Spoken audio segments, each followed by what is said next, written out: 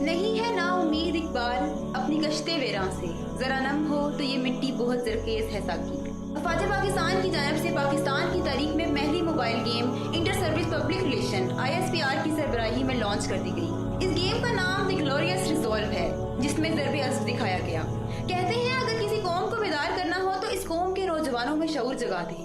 اگر آپ کو یاد ہو تو ایک گیم جو ہمارے بچوں میں بہت مشہور ہوئی تھی، جس کا نام IGI کور اسٹرائک تھا، اس کا ایک مشن تھا جس میں عربی لوگوں کو مارا جاتا تھا۔ بیک گراؤنڈ میں اذان بھی سنائی دے رہی ہوتی تھی اور یہاں تک کہ مسجدوں کی بےحرمتی بھی دکھائی جاتی تھی، یعنی ہمارے ہی بچوں کو اسلام سے متنفر کیا جا رہا تھا۔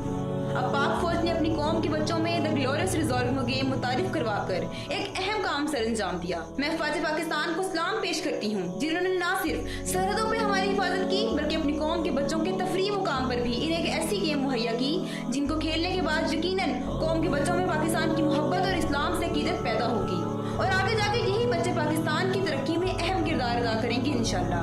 میں اپنے تمام ہم وطنوں سے گزارش کروں گی کہ یہودیوں کی بنائی گیم PUBG سے کہیں بہتر ہماری اپنی گیم دی گلوریس ریزولو ہے۔ تمام والدین پاک فوج سے یکجہتی کا اظہار کرتے ہوئے اپنے بچوں کو تمام ایسی گیم سے بچائیں جس میں انہیں اسلام سے متنفر کیا جا رہا ہو۔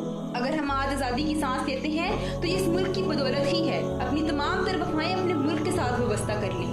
اگر آپ کو اپنے ملک کا کوئی نظام پسند نہیں بھی ہے تو اس کو بدلنے میں اپنا کردار ادا کریں، نہ کہ سوشل میڈیا پر اپنے ہی ملک کے خلاف پوسٹ کر کے آزادی جیسی نعمت کی ناشکری کریں، کیونکہ ہم نے اور ہماری آنے والی نسلوں نے اسی ملک میں رہنا ہے۔ پاک فوج زندہ باد، پاکستان پائندہ باد۔